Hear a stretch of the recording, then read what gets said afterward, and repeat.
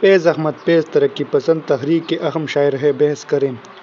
جواب: ترقی پسند تحریک کے شاعروں نے روایتی غزل سے ہٹ کر شاعری کی، ایسی شاعری جو دل دھڑکن کی آواز لگتی ہے۔ اردو شاعری میں فیض احمد فیض کی حیثیت تاریخی ہے۔ وہ نظم اور غزل دونوں میں بڑی مہارت رکھتے ہیں۔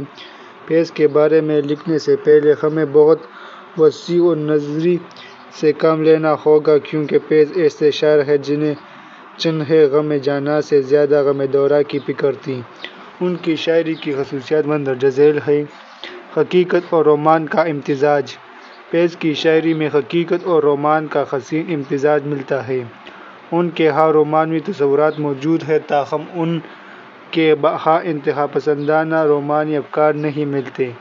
وہ ایک مثالی دنیا کے آرزومند ہیں اور وہ عام رومانوی شعراء کی طرح تصورات کی وادیوں میں کھو کر نہیں رہ جاتے، بلکہ ان کی شاعری کی ابتدا اگرچہ رومان سے ہوئی، مگر رومان سے حقیقت کا راستہ انہوں نے چند ہی سالوں میں بڑی تیزی سے طے کیا۔ پھر بھی رومانویت ان کی شاعری میں آخر تک رہی۔ مجموعی طور پر ان کے کلام کو حقیقت اور رومان کا خوبصورت امتزاج کہا جا سکتا ہے۔ رات پھر دل میں تیری کھوئی ہوئی یاد آئی، جیسے ویرانے میں چپکے سے بہار آ جائے، جیسے صحراؤں میں چپکے سے چلے باد نسیم، جیسے بیمار کو بے وجہ قرار آ جائے۔ نمبر 2، غم جاناں کی بجائے غم دورہ کی اہمیت۔ فیض کی ابتدائی شاعری میں رومانوی موضوعات محدود رہے، مگر آہستہ آہستہ ان میں وسعت آ گئی۔ فیض کے نازک جذبات و احساسات نے انہیں گرد و پیش کے ماحول کا جائزہ لینے پر مجبور کر دیا، اور یہی لمحہ فیض کی شاعری کو لازوال بنا گیا۔ ان کا غم جاناں سے بڑھ کر غم دورہ بن گیا۔ محبت کے درد نے انہیں انسانیت سے محبت کرنا سکھا دیا۔ زندگی کی تلخ حقیقتوں سے آشنا ہونے کے بعد فیض نے اپنی شاعری کو انسانیت کے لیے وقف کر دیا۔ اور بھی غم ہے زمانے میں محبت کے سوا، راحتیں اور بھی ہیں وصل کی راحت کے سوا۔ جب فیض نے بھوک، مفلسی اور غریبوں کے مسائل دیکھے تو وہ چونک پڑے۔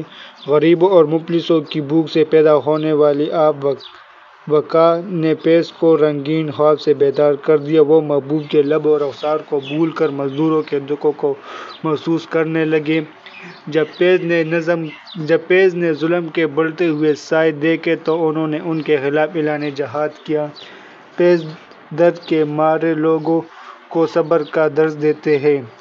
چند روز اور میری جاں فقط چند ہی روز، ظلم کی چھاؤں میں دم لینے پہ مجبور ہیں ہم، اور کچھ دیر ستم سہہ لے، تڑپ لے، رو لے، اپنی اجداد کی میراث سے معذور ہیں ہم۔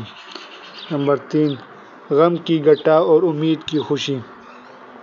فیض کے ہاں غم کا عنصر بہت نمایاں ہے۔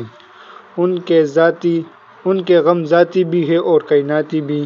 ان کا غم چونکہ رسمی اور سطحی نہیں ہے، اس لیے وہ جاندار اور متحرک ہے۔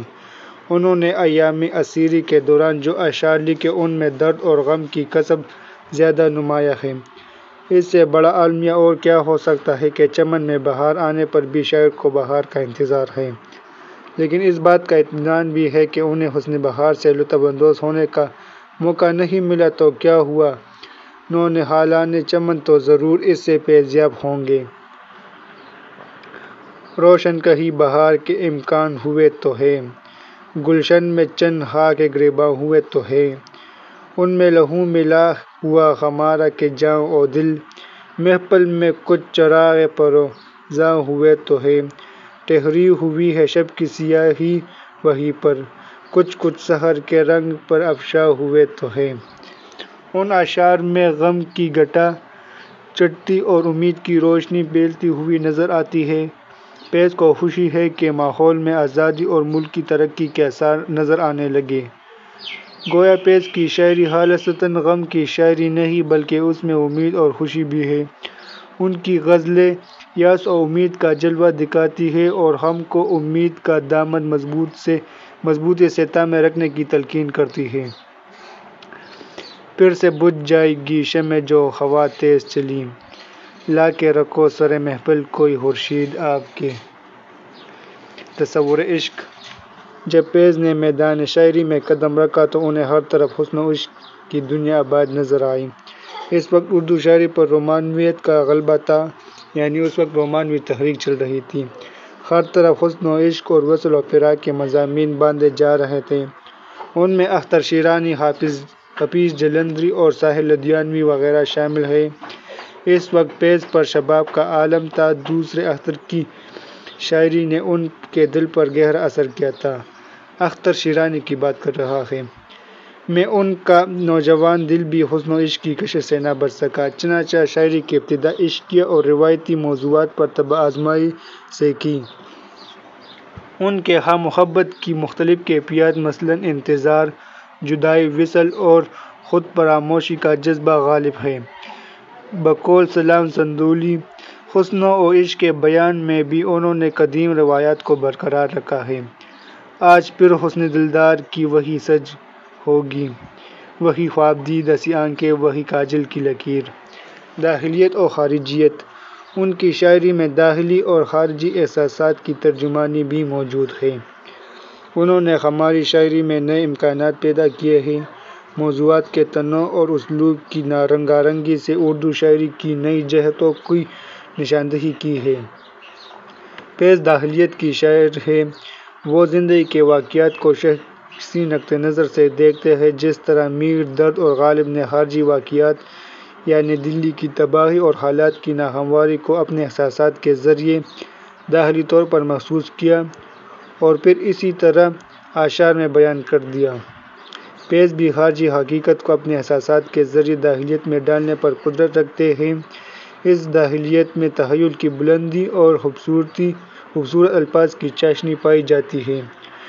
دونوں جہاں تیرے محبت میں ہار کے، وہ جا رہا ہے کوئی شب غم گزار کے۔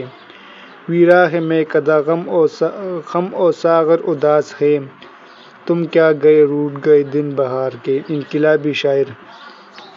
جب ترقی پسند تحریک کا آغاز ہوا تو فیض اس میں شامل ہو گئے۔ اس وقت جوش ساخر، مجاز ظہیر، سجاد احمد، ندیم قاسمی وغیرہ بھی اس تحریک میں شامل ہوئے۔ اس تحریک میں شامل شعراء نے ایک طرف عشقیہ لب و لہجہ اختیار کیا اور دوسری طرف انقلابی شاعری کی۔ مثلاً جوش کا کلام ایک طرف خالص عشقیہ نظر آتا ہے، جبکہ دوسری طرف ان کے اشعار نعرہ بازی اور بناوٹ تک آ جاتے ہیں۔ لیکن فیض کے ہاں یہ تضاد نہیں ملتا، وہ بیک وقت انقلابی اور رومانوی شاعر نظر آتے ہیں۔ مثلاً آج کے دن نہ پوچھو میرے دوستو، زخم کتنے ابھی بخت بسمل میں ہے۔ دشت کتنے ابھی راہ منزل میں ہے، تیر کتنے ابھی راہ منزل میں ہے۔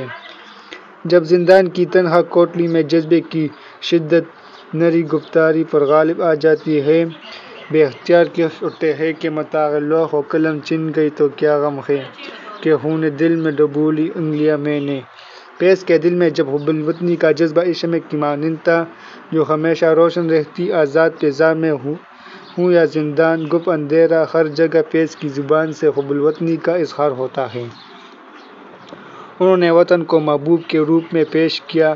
المختصر، فیض دور حاضر کے عظیم شاعر ہیں اور ان کی شاعری کے تمام پہلوؤں پر روشنی ڈالنا آسان کام نہیں، کیونکہ ان کی شاعری میں بعض پہلو ایسے ہیں کہ اگر ان کا بغور مطالعہ نہ کیا جائے تو وہ سمجھ میں نہیں آ سکتے۔ ان کے جذبات میں اس قدر وسعت ہے کہ تمام عالم انسانیت اس کی لسٹ میں آ جاتا ہے۔ جہاں پر تاریکی اور مایوسی کے سائے گہرے ہوں گے، وہاں پر فیض کی شاعری نور سحر کا کام دے گی۔ فیض امید رکھتے ہیں کہ ایک دن انسانیت کی سربلندی اور عظمت کا آفتاب ضرور طلوع ہوگا۔ اس لیے فیض نے زندگی کو جدوجہد کا نام دیا ہے۔ یہی فیض کی شاعری کا کمال ہے۔ ان کی شاعری موضوعات کے تنوع، فن کی بلندی اور اسلوب کی دلکشی کی بنا پر اردو ادب کی تاریخ میں اہم مقام رکھتی ہے۔